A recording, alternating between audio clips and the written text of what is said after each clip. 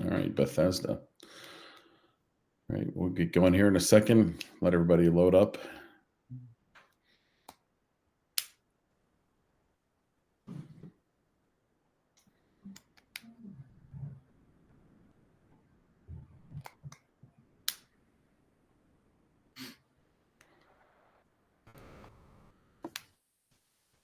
All right, Quantico. All right, getting a few people on board here.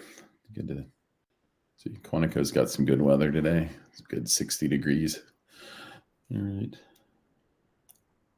Front Royal.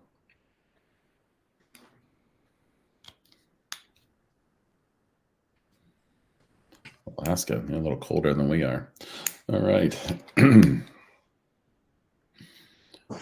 Give everybody like just one more minute to load in. Kind of get logged on. Yeah. Quantico. All right. UK. We're getting a little bit of everything today. Pittsburgh. King of Prussia. All right. All right. Well, I think we'll get going here. It looks like everybody's Vancouver's with us, Modesto, and away we go. Hi, I'm Mike Fisher, Vice President of Client Experience and Sales at Charity Engine. Over the last 15 years, I've worked in nonprofit fundraising as a CDO, VP of Development, and similar levels. And last year, I joined Charity Engine, my favorite CRM, and been leading the sales efforts here.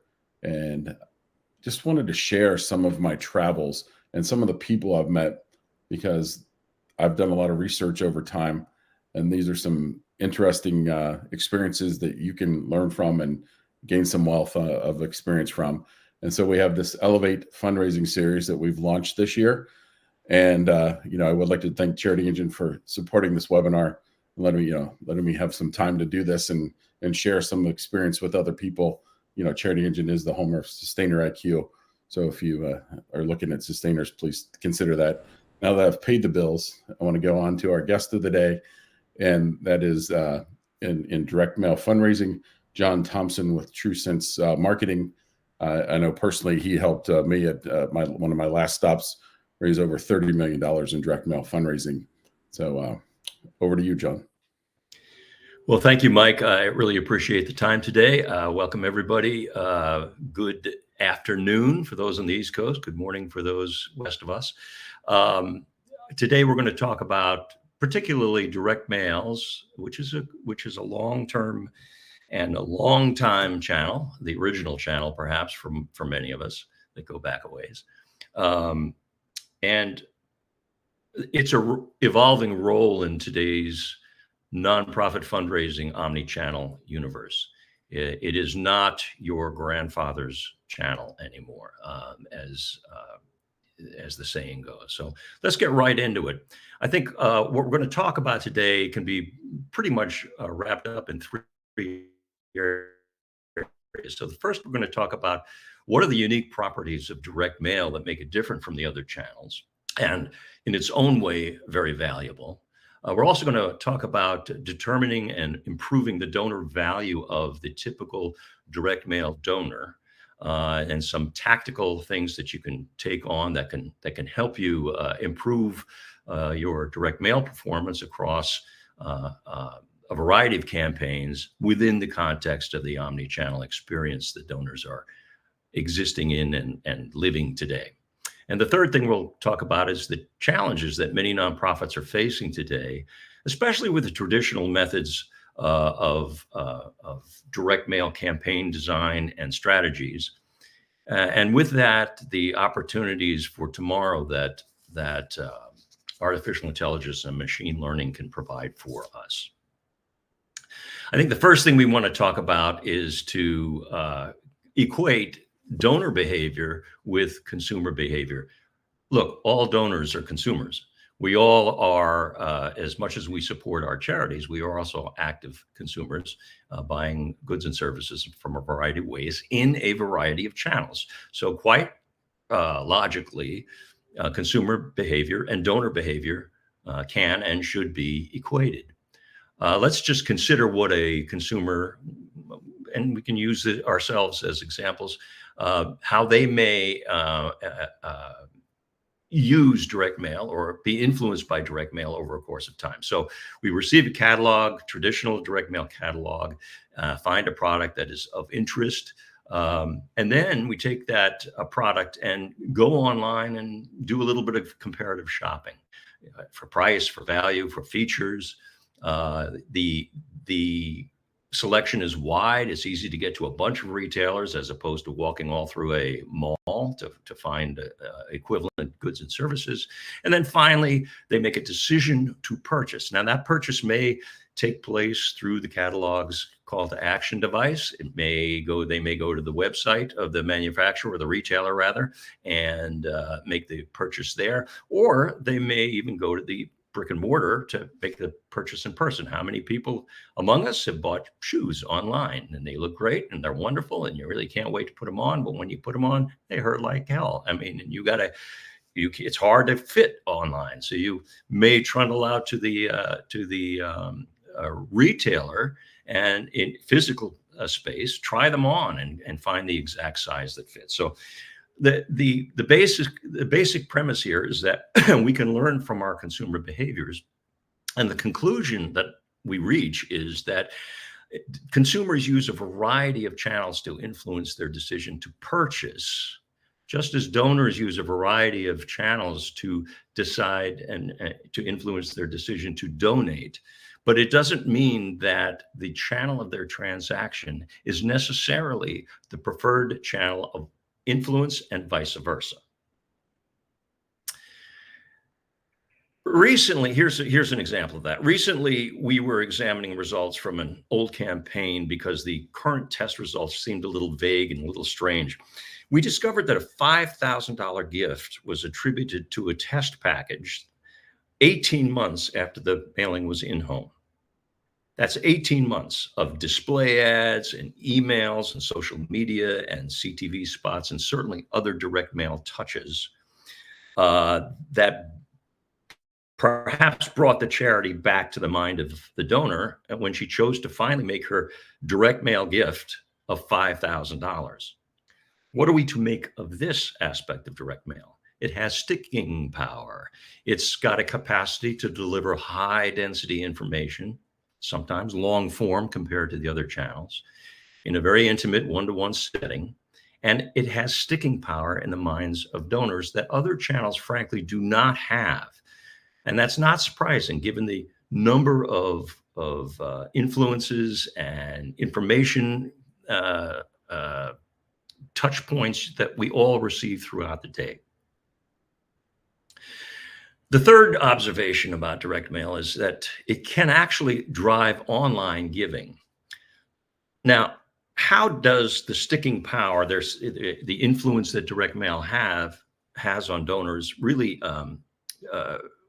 how do we measure that? And it's hard to know for sure. And that's because online giving is not easily attributable back to direct mail. However, we are able to track more and more revenue coming from acquisition direct mail to online forms by using a 30-day look back or 30-day attribution window. And simply stated, that's basically website giving in the 30 days immediately following the in-home date of direct mail, compared to the average giving on the website outside that window. It's not perfect. I'm the first to admit that it's not perfect. But over time, it will give a pretty good sense of direct mail's role as a channel of influence, not a channel of transaction on online giving. The client depicted in this graph identified 114% increase over 3 years that it could attribute back via the 30-day attribution window to direct mail influenced online giving. So that's kind of an example of where that could be helpful. Moving on, I guess we should conclude that given its sticking power, it's really always possible that a donor can come across, as in the example I showed you, a direct mail piece, and it clicks in their mind. So they click onto a website and donate. But The windows can help confirm this, and it really is important to understand that before you can make that investment and assume that direct mail is creating an online giving influence. All right, so what are some of the things we can do to curate our direct mail donors ahead of time? To determine their worth is probably the most important aspect of this. Campaign costs, as I mentioned, for direct mail are really spiraling. They're probably going to get even higher in the coming months when the tariffs to Canadian paper starts making its way to the print shops across the world, or across America at any rate. Therefore, it's really imperative with these spiraling costs to understand the return on your acquisition investment in direct mail. Both in terms of what you're going to have to pay for it and the time you're going to have to spend to analyze it and understand the value of the donors that are coming in. This graph shows essentially the long-term value of a donor that is acquired, in this case, at a cost of $75, a cost to acquire of $75. And just as a quick refresher, cost to acquire is a very simple measure. It's the total cost of acquisition divided by the number of gifts. Pretty simple. In this particular case, this donor came in off the acquisition package with a $50 gift, immediately $25 in the hole, right? Of course. Over time, and you can see the $75 cost to acquire is that black line that runs horizontally across the graph. The gray line that rises gently from gift one is the total cost, and that means the continued cost of continuing to mail and reach the donor in order to keep her engaged and continue her cumulative giving spend. You can see here that just short of the second year, this particular donor has recovered her cost to acquire, but she has not yet recovered the total cost of continuing to keep her retained and keep her cultivated. She does that somewhere between year two and year three. From that point on, her cost to acquire becomes net positive for the organization. And you can see by the wedge that's growing in light blue, I hope you can see it on there. It might be a little bit hard to see, but it's basically that area between total cost and her giving, her cumulative giving amount, that she's becoming rapidly more and more net positive and becoming really more valuable to the organization in the long term. So it's very, very important to understand when, not only the cost to acquire, but when those donors that have been acquired become sustainable and profitable. And that can answer the question, are they worth it? Now, of course, not all new donors jump aboard at $50. There may be some prospective donors you're investing in who may take longer to return their cost to acquire than you're willing to wait. In this example, for instance, the donors that came in the $15 to $19.99 range became profitable in year 4. You can see that in the 4th column there. Compare that though to the donors that came in at $30 to $34.99, who became net positive really in their first year. With the second gift, they crossed that line. Hang on just a second. Let me close that. Sorry. Conversely, if you take a look at the $10 to $14.99 donors that were acquired, they did not become net positive even after year 5. So the question is, are you spending a lot of money on donors that perhaps are not worth spending the money on over a period of time?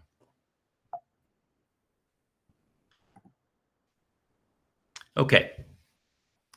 We talked about the issue of should they be invested in or not. And so what are some of the tactical things that we can do to improve or curate the donors and the lists that we find them on right from the beginning. So we sort of tip the balance in favor of success for us in acquisition. Well, one of the things we can do is that we can certainly add lists with higher value names. Here's the deal, though. Lists with higher value names generally have a lower response rate. High value means high average gift, but that's not necessarily equates to a high response rate. That can increase your acquisition investment and take a bit longer to achieve, but you are putting in higher value donors into the mix, and they have a tendency not only to give more in their first gift, but they also have a tendency to retain at a better rate than low value names. Another thing we can do is consider co-ops. Co-ops are great if you either rent directly from a co-op list or use a co-op list to overlay your existing names to find those donors on your existing file who really have a high likelihood of giving high value gifts. You can also consider having your list professional rent or exchange $100 names with other organizations. Put your names out there, and of course, and that is part of the worry. But nevertheless, you are certainly getting more high value donors that with a higher potential for giving. A lot of that depends on how solid your brand is in the marketplace. In other words, if you're fully saturated in your sector, it may not be worth doing this since you have the abundance of $100 names. On the other hand, if you're trying to make inroads in your sector and you don't have a huge share of wallet, this may be a good tactic. In any case, whatever these techniques you use, you must keep an eye on that cost to acquire graph that we started this section with, because these types of lists will have a low response rate, and it may result in a higher cost to acquire over time. Well, we improved the high end. We can also tactically improve the low end, and it's pretty simple in a way. You can certainly increase the list select floor. As I mentioned before, if it's showing that you're not getting a return on investment in 5 years from your $5.95 to $9.99, or even your $10 to $14.99 list selections, go up to $15.99. Go up to that first value where you're showing a return on investment within at least 3 or 4 years.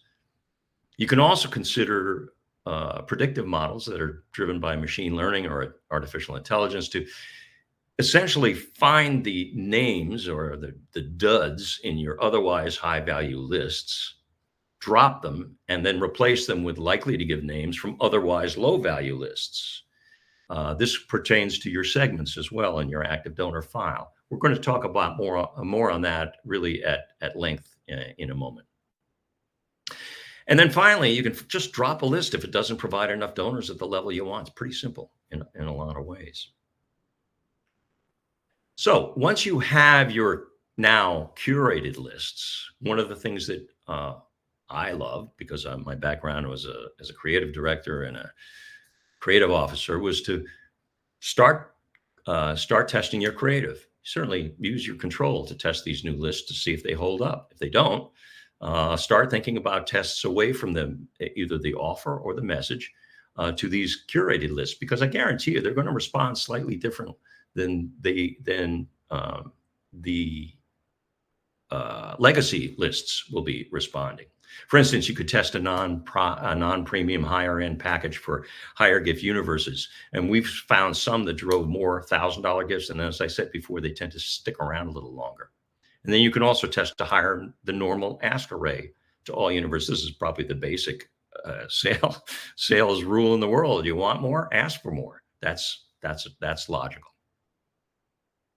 All right, let's talk briefly about the nonprofit world today. More than ever, transactional behavior does not equate with informational behavior. We just kind of went through that at length as we opened this session today. Therefore, RFM segmentation, which is recency, frequency, and monetary segmentation and decisions, which is an entirely transactional mode of decision making, is by definition going to be weak. Direct mail costs are spiraling, as I mentioned, and therefore investment efficiency is absolutely critical, more critical now than ever. You'll note, probably all of you can note, that low dollar, high volume giving is sort of disappearing, and therefore a focus on higher value donors is critical. Most of our recent data coming in from the analytics from our annual surveys, the Giving Institute, Giving USA report, saying the same thing. More and more high dollar giving is funneling revenue into nonprofits, fewer and fewer low value. So and as I mentioned before, the onslaught of content is just overwhelming. So relevance and customization is going to be more than good donor treatment. It's now a differentiator. If what you're saying to me is relevant to me and relevant to my giving patterns, then yeah, there's a greater chance for success. Here are the pitfalls that I see at any rate. Donors are interacting with digital and offline media in new and different ways every day. We've just talked about that. It's shifting all the time. For instance, social media, giving through social media has shown signs of weakening lately and being more like display advertising. It doesn't mean social media is not an influencer. It certainly is in the decisions to give, but it's shifting. And the final pitfall is that donors are tended to be bucketed by organizations by their giving history of their segment cohorts. So online givers tend to get more online media and channels thrown at them. Direct mail givers get a whole lot of direct mail and very, very little. It's kind of without consideration of what the value of the other channels are providing now. And direct mail is still alive and well. And as we have already mentioned and kind of proven in a variety of ways, is a significant influencer on the decisions to give. So let's talk for a moment about the difference between RFM, recency, frequency, and monetary, and other types of predictive modeling that we can make our choices on investment.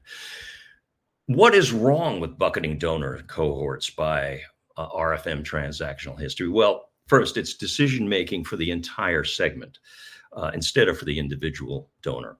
Within any segment, there are donors who we know will not respond at the campaign level, and that's just kind of a given. And when we make a full selection of RFM categories, we're accepting everyone within that segment. Second, it uses the flaw of averages. The flaw of averages means decisions to use or not use the decision are based, the segment rather, are based on the average performance of that segment. And by definition, half of your donors are going to give less than that, half are going to give more than that. It's an average. So essentially it hides your worst and your best donors. And finally, RFM segmentation is backward looking. It's data that represents historical transactions, and it's certainly instructive. But it shouldn't be the sole influence on your campaign decisions because it's not really predictive. Look, I'm not saying stop using RFM. It's still the core tool that is being used to consider, but it's part of the danger of and danger of falling into a pitfall in today's environment. Predictive modeling that is powered by AI is slightly different. It uses a different paradigm for selection. It uses first-party data at the individual level. That is to say, data that is related to the individual donors themselves. Describes a donor at the donor level using dozens of factors from giving momentum to the size of the donation, seasonality, demographics, and other charitable tipping points that are available. In this chart, you can see that AI has found the hidden gems in the unselected parts of the RFM legacy cohorts, represented by little green bodies down there. Those are some of the hidden gems that are down there that would have given, regardless of their level, if asked, but wouldn't have been included in the original selection. And it also shows the duds up above, who will not be predicted to give among those who are selected in traditional RFM segments. And because you can drop and add, in this case, you have by definition almost improved the efficiency and productivity of the selections that you're going to make. And furthermore, because it's machine learning, the more it's used, the better it becomes. The more data is fed in at the first party data, and the more efficient it becomes. So these are the takeaways I would like you to take away from this session today. Number one, learn from consumer behaviors. We know that donors exist in many channels, and the channels of influence are not necessarily the channels of transaction, but they are no less important. And although it's, its role as either a channel or a transaction of influence or of transaction itself, although that's evolving, direct mail is far from dead, has extraordinary sticking power, as we've kind of shown, and can deliver a whole lot more information and meaningful resonance than other channels can. 30-day attribution is a way to influence direct mail's influence on online giving. Keep that in mind as you go forward. And long-term value is a crucial factor in developing direct mail acquisition investment strategies. And of course, I see a typo in there because that always happens, right? Acquisition needs an extra I. You can improve your direct mail list strategies by seeding the higher value names and tinkering with the low value names. And finally, consider AI-powered or machine learning predictive modeling, which can really improve your performance and ROI by using multiple first-party factors to score donors at the individual level and bring them into your strategies. And that, I believe, is the end of my presentation. I would like and love to answer any questions you may have.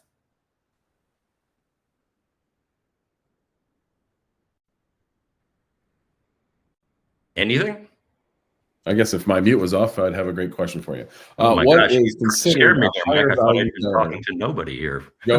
Joey was asking that question. What's considered a higher value donor? Well, that depends entirely on your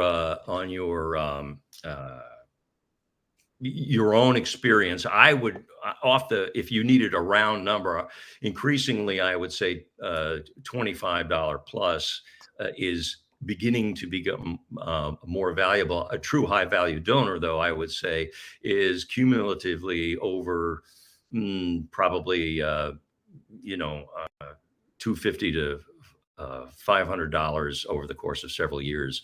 High value has a lot more to do with just a dollar value. It also has to do with historical loyalty, brand loyalty. The longer your donors stay, and certainly my friends at Charity Engine can bring many examples of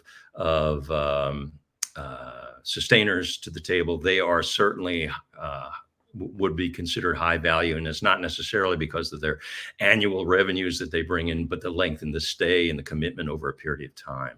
So I hate to wiggle on that answer. There is no strong single answer. Every organization sort of has to develop their own parameters and categories for their definition of high value.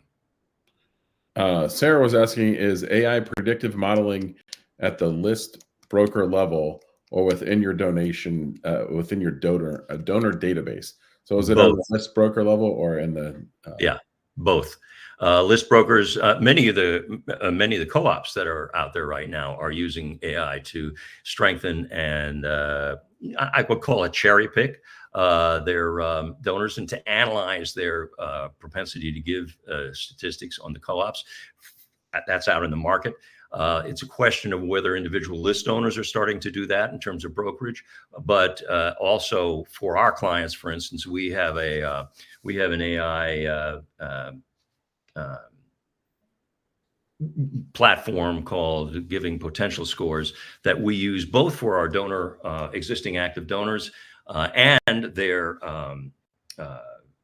to be honest with you, their lapsed lists too, which is a very effective way of reintroducing high value donors back into your program. And we also apply it at the merge level in our when we receive outside lists as well. Okay, well, we're getting towards the end of the time here. Rachel had a question. Will you be presenting how to use AI predictive modeling for direct mail? Is there a way that maybe even offline that Rachel and some of our other friends can find more information on predictive modeling in the AI universe? Yep, we do. We do have TrueSense has a number of webinars exactly on that subject, and I'd be happy to share that with you after the session is over. All right.